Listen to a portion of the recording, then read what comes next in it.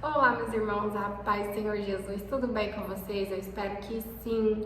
Eu tô muito bem, graças a Deus. Eu tô muito feliz também com a oportunidade de estar gravando esse devocional. Esse momento é um dos momentos mais importantes para mim, que é o momento que eu tô aqui falando do nome de Deus.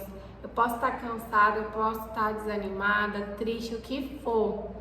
Quando eu paro para fazer esse momento com vocês, eu me sinto muito bem, eu me sinto muito renovada. E hoje eu sei que Deus, Ele tem uma palavra para o seu coração. Você não clicou nesse devocional em vão. O inimigo vai fazer de tudo para você sair desse vídeo, mas fique até o fim. Vai falando com o Senhor para Ele abrir o seu coração para você receber esse devocional e que nada venha tirar a sua atenção, porque Deus, Ele tem uma palavra para o seu coração. Eu tenho fé, eu tenho certeza disso.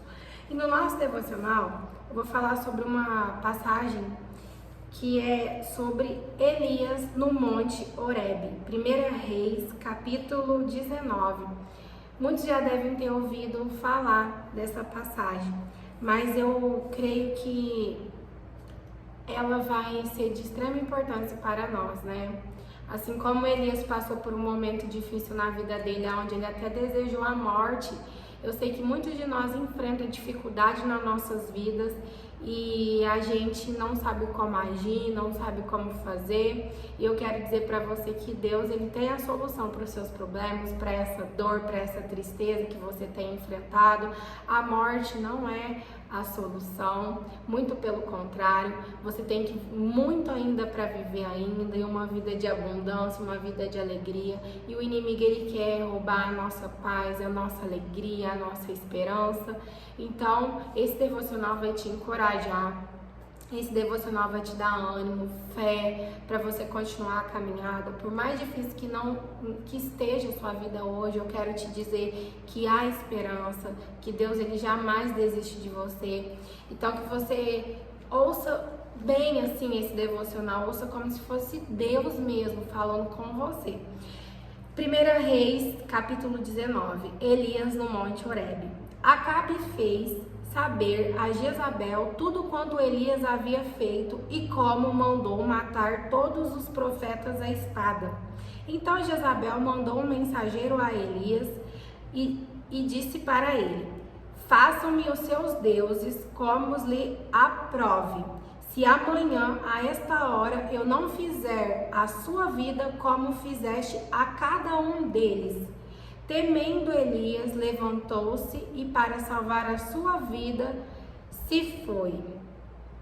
Ele mesmo, porém, se foi ao deserto, caminho de um dia, e veio, assentou debaixo de um zimbro e pediu para si mesmo a morte, e disse: basta, toma agora, ó Senhor, a minha alma, pois não sou melhor do que meus pais. Deitou-se e dormiu. Eis que um anjo tocou e disse: levanta-te e come. Olhou ele e viu junto à cabeceira um pão cozido sobre as pedras em brasa e uma botija de água. Comeu, bebeu e tornou a dormir. Voltou a segunda vez o anjo do Senhor, tocou-lhe e disse: levanta-te e come, porque o caminho será longo. Levantou-se, pois, ele, comeu, bebeu e com a força daquela comida caminhou 40 dias e 40 noites até Horebe, o monte de Deus. Amém. Bom, para vocês entenderem melhor, Acabe era marido de Jezabel e eles eram muito idólatros. Eles acreditavam muito em Baal, que Baal era o deus deles. E Elias acreditava em Deus, Elias era profeta de Deus, mas Baal também tinha os seus profetas, aqueles que profetizavam somente aquilo que Baal queria ouvir. Não era profeta de Deus, não era Deus que usava esses homens para profetizar. Então eles eram falsos profetas. Esses profetas aqui que Elias mandou matar a espada eram os falsos profetas, não eram profetas de Deus. E a palavra nos diz que anteriormente Deus prova que era com Elias, que era o Deus de Israel, que é a passagem que vai nos dizer que Deus manda cair fogo do céu, que queima o holocausto, que Acabe faz ali, né? Deus dá uma ordem a Elias para Elias fazer um holocausto ali, colocar o animal morto. Qual Deus que respondesse com fogo ali e consumisse o holocausto, a comida que tinha sido ofertada, seria a resposta de qual era o Deus de Israel. E a palavra nos fala que Baal, como ele não era um Deus, ele não respondeu, não mandou fogo do céu, não consumiu aquele holocausto. E a palavra nos diz que Elias vai, conserta o altar ali, coloca o novilho, ele simplesmente invoca o nome de Deus e Deus responde, ele manda fogo do céu, ele consome o holocausto e ali Elias prova que o Deus de Israel era verdadeiramente o nosso Deus, que não era Baal, porque Baal nem respondeu à súplica daquele povo. E aí no fim de tudo isso, onde ele mostra ali que realmente quem era Deus, a palavra nos diz que Elias manda matar os 450 profetas de Baal. Então Acabe, vendo o que aconteceu, ele vai até Jezabel e conta para sua esposa, olha, Elias fez isso, mandou no fim matar todos os profetas todos os nossos profetas. E aí Jezabel fica enfurecida, porque ela era uma mulher idólatra, ela também não acreditava em Deus, então ela era cega espiritualmente, ela fica enfurecida e ela vai e manda esse recado que a gente acabou de ler. Ela fala para Elias que ela iria fazer com Elias tudo que ele fez com os profetas de Baal. E a palavra nos diz que Elias teme, e por Elias ficar com medo, Elias foge para o monte Horebe. E ali vai acontecer isso que a gente viu. Ele chora, ele pede a Deus a morte. Mais à frente também a palavra nos diz que Elias, ele entra dentro de uma caverna, ele fica triste, não quer prosseguir a sua caminhada, porque ele estava, aos nossos dias hoje, como uma pessoa que está no seu início de depressão, né? Uma pessoa sobrecarregada, uma pessoa que suportou muitas coisas. Elias fala assim, Senhor, eu sou um homem muito zeloso pela sua palavra, eu não aguento, porque ali todos eram corrompidos, somente Elias era um profeta de Deus, Elias não tinha corrompido. Então Elias estava sobrecarregado, Elias estava exausto, Elias estava cansado, com medo, e ele achou assim que fugir, se esconder dos problemas seria a solução para ele, né? Mas a palavra nos diz que Deus mandava o anjo do Senhor e no momento que ele estava na caverna, o próprio Deus encorajar a Elias para continuar, porque a caminhada dele era grande e Deus mostrava a todo momento que ele estava ali com Elias. No momento em que Deus manda ali o anjo do Senhor levar a comida para Elias, para ele se alimentar, Deus mostra que ele era com Elias, que ele não tinha abandonado Elias, né? Deus, ele nos dá a provisão, Deus é o Deus da provisão. E Deus falou muito comigo nessa passagem, porque ultimamente a gente anda sendo uma geração realmente de pessoas ansiosas, pessoas depressivas, pessoas angustiadas, e ninguém tá livre disso. Até as pessoas mais ricas, mais famosas, elas têm esses momentos de depressão, de ansiedade, porque dinheiro não é sinônimo de felicidade, uma casa bonita não é sinônimo de felicidade, um carro zero na garagem não é sinônimo de felicidade, uma família onde tem uma mulher que tem um esposo bom, que faz de tudo para ela, também não é sinônimo de felicidade.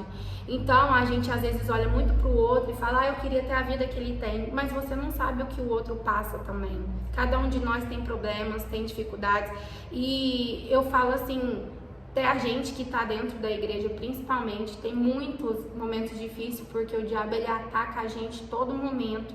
Então ele quer nos deixar triste, porque quando a gente tá triste, a gente está desanimado, nós não temos força para fazer nada, principalmente orar e na igreja. Então o diabo tem batido firme na nossa mente, no nosso psicológico, para nos adoecer. Porque Jezabel só falou para Elias, amanhã eu vou fazer com você o que você fez com esses profetas. Com uma palavra ela pôs medo em Elias, né? Então Elias pelo medo, ele esquece de tudo aquilo que Deus tinha feito anteriormente. Elias tinha acabado de derrotar 450 profetas de Baal. Elias tinha provado para aquele povo quem era o Deus de Israel. Deus ouviu a oração de Elias e mandou fogo do céu. Só que na hora Elias ficou com medo e ele quis fugir do problema, do medo. E ele correu, né? Ele não teve a força de enxergar que Deus, o mesmo Deus que estava com ele anteriormente, era o Deus que ia ajudar ele a não ser atingido por Jezabel, por aquilo que Jezabel estava tramando contra a vida dele. E o medo, ele nos paralisa. O medo nos impede de enxergar que nós temos um Deus poderoso, um Deus grande, um Deus que está no controle de todas as coisas. Então eu quero dizer para você, não tema a essa Jezabel que tem se levantado contra a sua vida, não tema as adversidades, não tema ao inimigo que tem te afrontado. Lembre-se, você já passou por momentos muito piores do que esse que você está vivendo. E você venceu porque Deus te deu força, Deus te deu graça, Deus te deu sabedoria. Então eu quero dizer para você que está vendo esse vídeo hoje, que o inimigo ele não vai descansar. Ele vai tentar a todo momento te parar, mas você tem que ser mais forte que o problema. Você tem que ser mais forte do que a adversidade.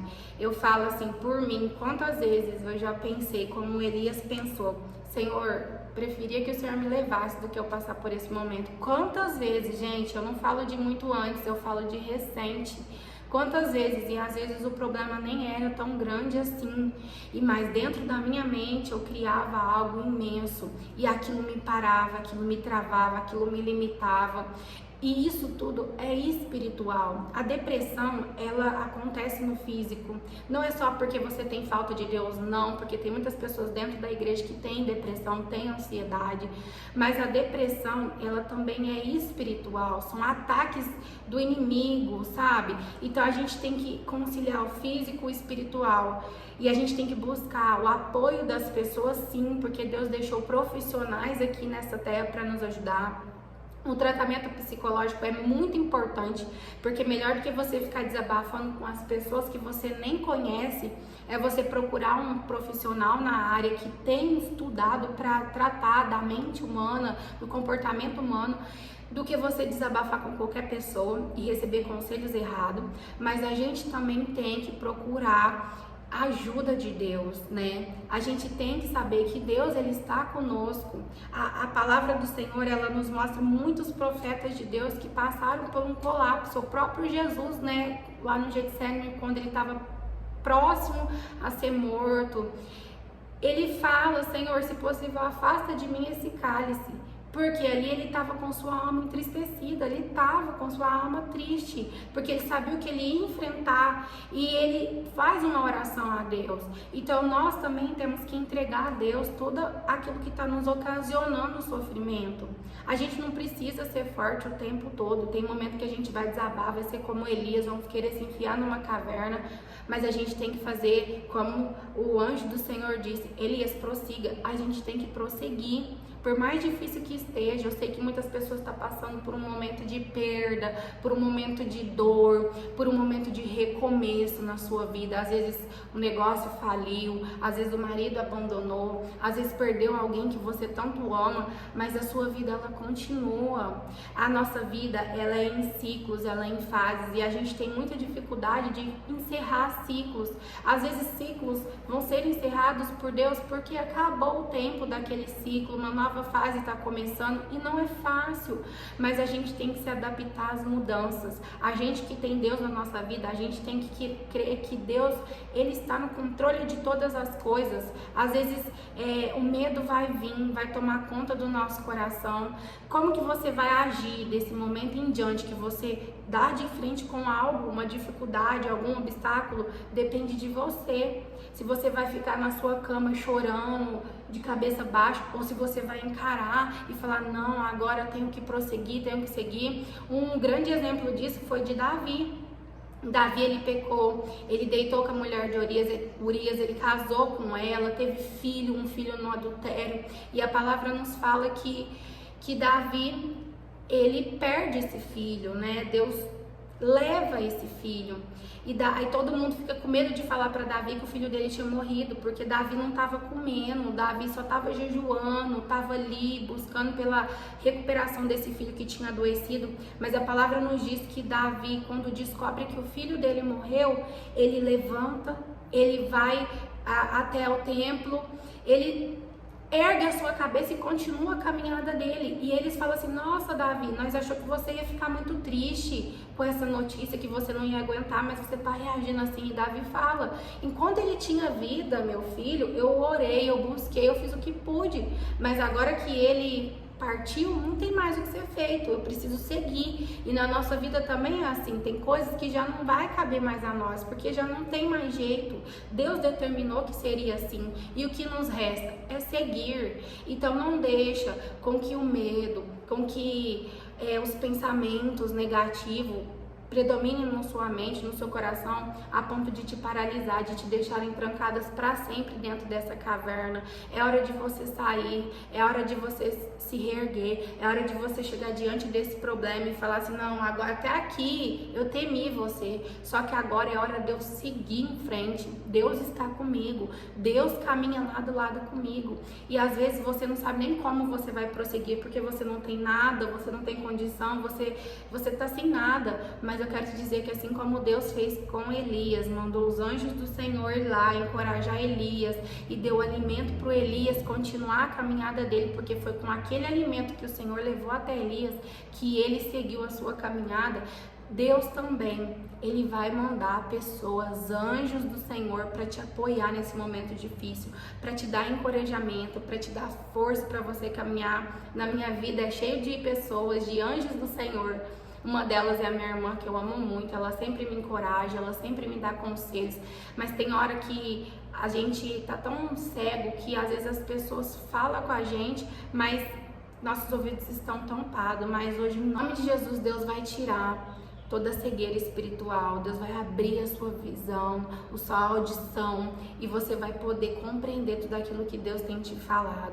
É hora de você levantar, é hora de você seguir. A caminhada é longa, não vai ser fácil, não vai, mas Deus está com você. Eu quero te dizer que acima de tudo, as aflições que a gente vive nesse mundo, que a gente vive nessa terra, nós temos que sempre colocar Deus em primeiro lugar na nossa vida. A gente tem que entender que nós estamos vivendo aqui, mas a gente não sabe quando vai ser o nosso último dia. Vamos parar de se preocupar tanto, de se sobrecarregar com as coisas desse mundo, porque aqui é tudo passageiro. Busque em primeiro lugar as coisas de Deus. Jesus, Ele está voltando, meus irmãos. Pode ser que Ele volte e você já partiu desse mundo, mas eu quero te dizer que como você tem vivido aqui nessa terra, porque Jesus não pode vir agora e arrebatar a igreja, mas Ele pode vir te buscar agora, nesse exato momento. Sua alma está preparada? É muitas pessoas que estão adoecendo por causa de serviço, por causa de relacionamentos abusivos, por causa de negócios que investe e não dão certo. Para um pouco, a sua vida não é só para você, você tem que tirar um tempo para Deus, porque a palavra fala que onde está o teu tesouro, aí está o teu coração.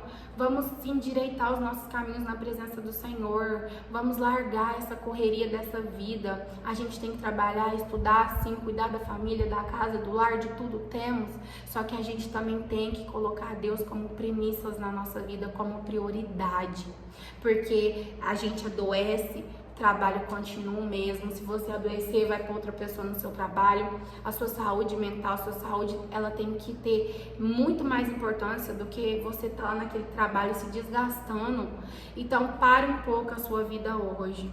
Pare e reflita o que você está fazendo, que está contribuindo ainda mais para que você fique nesse estado que você está. Como eu disse, muitas coisas são físicas, mas também são espiritual. Às vezes você tá só espiritualizando essa tristeza, essa angústia, mas ela é física. Às vezes você tá acumulando tristeza no seu coração, você tá num ambiente tóxico, num ambiente que não te agrega nada, e tá hora de você fazer uma limpeza dentro de você. Fala assim hoje, ó, Deus, me mostra o que tá aqui, ó, me sobrecarregando. Senhor, alinha os meus caminhos, alinha os meus passos, tira todos os pensamentos negativos, porque a gente tem o costume de guardar muitas mágoas, tristezas, ressentimentos aqui dentro. Eu falo por mim, eu tenho muito que melhorar, porque ultimamente na minha vida eu observei um ponto importante, é observar que eu ando dando muito crédito às coisas ruins que acontecem na minha vida, e as coisas boas eu vou deixando despercebida. Como tá o nosso foco ali?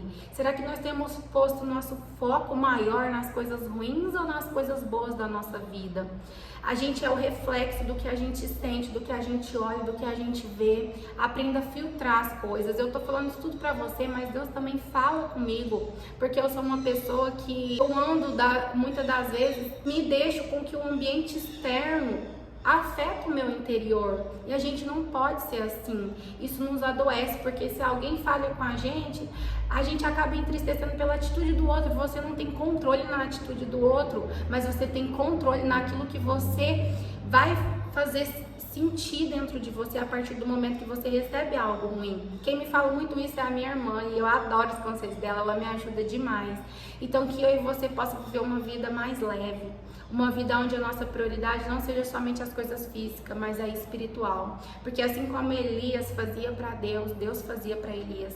Deus deu a proteção a Elias. Deus não deixou Jezabel matar Elias. Deus não deixou Acabe tocar na vida de Elias. E Elias foi um grande profeta do Senhor.